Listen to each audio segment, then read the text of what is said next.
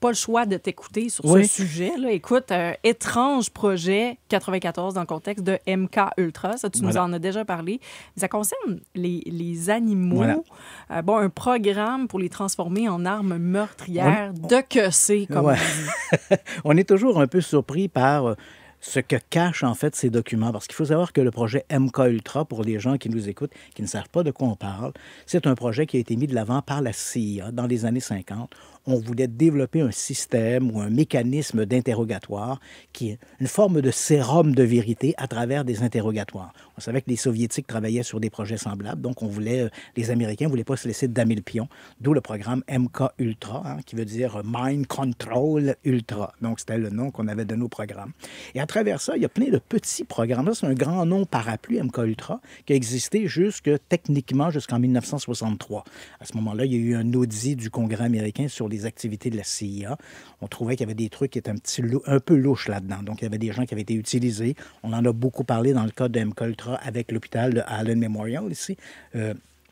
Qui est lié avec le Royal Victoria. C'était sur la maladie mentale. Voilà, donc on essayait de faire des lavages de cerveau, exact. puis bon, par le docteur Ewen Cameron. Donc, les Québécois connaissent bien le programme MK Ultra. Ça a réellement existé. Oui, parce que beaucoup de gens disent « Ah oui, mais Christian Page ne croit jamais aux théories du complot. » Mais dans ce cas-là, c'est un vrai complot. Oui, c'est pas une théorie du complot, ça a vraiment existé, c'est documenté. Et là, au fur et à mesure que le gouvernement américain rend public des documents via la loi de l'accès à l'information, on découvre toutes sortes d'éléments à propos d'MK Ultra. Il faut savoir, ça c'est très important de mentionner, que le programme MK Ultra, tous les documents concernant les expériences ont été détruits. En 1973, alors que, encore une fois, la CIA allait faire l'objet d'un audit du Congrès, on a eu peur qu'on découvre l'ensemble de ces expériences et on a demandé à ce que tous les documents soient détruits. Mais l'administration américaine étant ce qu'elle est, les documents administratifs étaient placés à un endroit et les documents des expériences étaient placés à un autre endroit. Pas dans la salle de bain à Mar-a-Lago de Donald Trump? Absolument pas. Donc, on a détruit les documents concernant les expériences, mais les documents administratifs ont survécu et ils sont suffisamment explicites pour qu'on puisse comprendre de quoi il s'agissait. Et là, voilà, ce sont de nouveaux documents administratifs du programme MK Ultra qui nous révèlent un sous-programme, le programme 94. Et ce programme 94, là, on semble être dans l'univers de la science-fiction. L'idée était de conditionner des animaux pour en faire des armes. Donc, l'idée, on savait déjà que la CIA avait songé éventuellement à implanter des caméras dans les yeux des chiens ou des chats pour les envoyer ultimement, par exemple, se balader dans le Kremlin pour filmer ce qui s'y passait. En espion. Non, des chats espions. Donc, posez-vous la question, pourquoi il n'y a pas de chat dans la police? Ça n'a pas connu beaucoup de succès. Cela étant dit. OK, je m'excuse pour qui est à l'écoute. Pour le petit pourri. Mais bon, cela étant dit. Non, j'adore ça, t'entends dans pourri. Cela étant dit, on a essayé de placer. Est-ce que je vais réussir à. Bon, OK. Mais on a réussi on a voulu placer des électrodes dans les cerveaux des chats, des chiens, de rats, de singes, des ânes, des cochons d'Inde et des oiseaux. Donc, l'idée, on avait découvert que si on envoyait une impulsion à travers ces électrodes qui stimulait, disons, la partie du cerveau qui est la partie du plaisir, l'animal était plus facile à contrôler. Et lorsqu'il faisait une mauvaise action, bien, on activait le système de douleur. Donc, là, on pouvait contrôler l'animal. C'est comme les télécommander. Voilà, on pouvait le télécommander. Et on s'est aperçu, finalement, que les animaux étaient relativement faciles à contrôler de cette manière-là. Notamment, j'ai vu un film d'une expérience où on a réussi à conduire un chien dans un labyrinthe inexistant. Donc, on le faisait tourner à gauche et à droite, essentiellement en envoyant des impulsions.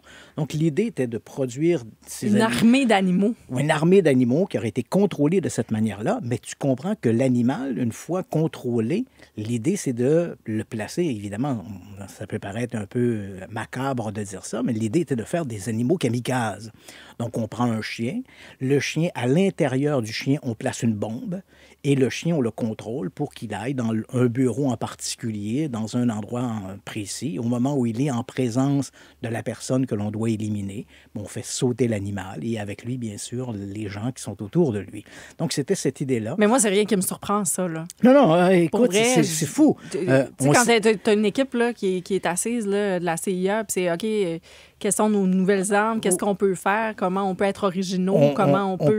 Tu as tout à fait raison. regardes toutes les options. On comprend bien que pour eux, les animaux deviennent soudainement simplement un élément un élément qui fait partie d'un arsenal. Un point, là, on complètement, on élimine l'aspect émotif autour de ça. Puis regardes-tu, ça c'est génial. Si tu n'as jamais regardé, ça s'appelle Black Mirror. C'est une de mes séries préférées sur Netflix. Je ne l'ai pas vu. Je l'ai vu passer, mais je l'ai pas regardé. Il y a plusieurs saisons, puis ce sont des mini-films. Moi, c'est ça que j'aime. À chaque épisode, c'est une nouvelle histoire. Puis, ce qui est fascinant de cette série-là, c'est que c'est dans le futur, c'est une grosse fiction avec des histoires invraisemblables, mais c'est tellement invraisemblable que c'est réel et collé à nous. Il y a des épisodes qui sont sortis il y a des années, puis qui, aujourd'hui, on les revoit, puis on est rendu là. Et puis, d'un point de vue armé, il y a un excellent épisode qui est un peu ça, où on entrait dans la tête des soldats, puis on leur implantait quelque chose pour que les cibles, les victimes, ils les voient comme des animaux dangereux. Puis eux, ils avaient l'impression qu'ils faisaient bien, qu'ils sauvaient l'humanité en tuant ces animaux-là dangereux. Mais à un moment donné, il y en a un, il perd le filtre, puis il réalise qu'il tue des familles. Mais je te dis ça, je fais le lien. Bon, là, on parle d'animaux, mais... Tu vois, ici, ce lien-là, il n'est pas si tordu, puisque dans les documents qui sont rendus publics, la question d'utiliser des animaux kamikazes de cette manière-là n'était qu'une première étape avant de passer au modèle humain.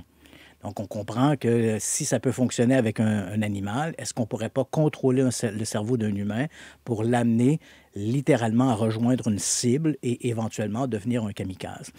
Et ce qui est intéressant ici, bon, ce qui est triste, c'est qu'on voit que les fonds qui ont été détournés, parce que c'était souvent ça, c'est des fonds qui devaient être donnés à une organisation contre le cancer.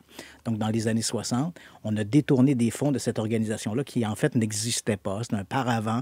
On recueillait des fonds, soi-disant pour le cancer, et éventuellement, ces sommes d'argent étaient détournées vers la CIA pour mener à bien ces fameux projets. C'était quoi l'explication? Est-ce qu'on détournait les fonds pour dire c'est tellement top secret ça, voilà. On ne laissera pas paraître le fait qu'on amasse tout à fait. l'argent? Donc, au niveau administratif, on ne pouvait pas suivre l'argent, mais là, on ne pouvait pas suivre la trace de l'argent pour aller vers des programmes plus secrets du MKUltra qui étaient enterrés. Et ce qui était également étonnant dans ce programme-là, c'est qu'on comprend que MKUltra a terminé ses activités officiellement en 1963. Les documents ont été détruits en 1973. Mais de 1963 à 1973, puis même encore aujourd'hui, rien ne permet de dire avec certitude que d'autres programmes inspirés par les programmes du MKUltra n'ont pas été poursuivis dans les officines de la CIA ou pourraient même continuer d'être utilisés ou être développés encore aujourd'hui. Donc, c'est quand même très inquiétant. Tout le monde, regardez les yeux de vos animaux. Voilà. Donc, quand on regarde de quelle façon ces programmes-là ont été mis de l'avant et quels étaient les objectifs, c'est vrai que ça peut paraître étonnant, ça peut paraître de la science-fiction, mais malheureusement, c'était la réalité. Là, on est collé sur la réalité, effectivement. Même si ça surprend d'entrée de jeu d'entendre de transformer des chiens en armes de destruction. Là. Mais pas des chats. Mais pas des chats. Il y a plusieurs auditeurs qui me demandent de rappeler le nom de la série dont j'ai parlé. C'est Black Mirror sur Netflix. Et je vous le dis, ils sont pas tous bons, les épisodes. Moi, je les ai presque tous aimés, mais j'ai une fascination pour ça. Mais ça vaut vraiment la peine d'aller voir. Ça en dit beaucoup sur nous, puis ça en dit beaucoup sur ce qu'on peut imaginer de ce qu'on va devenir dans le futur. Christian Page.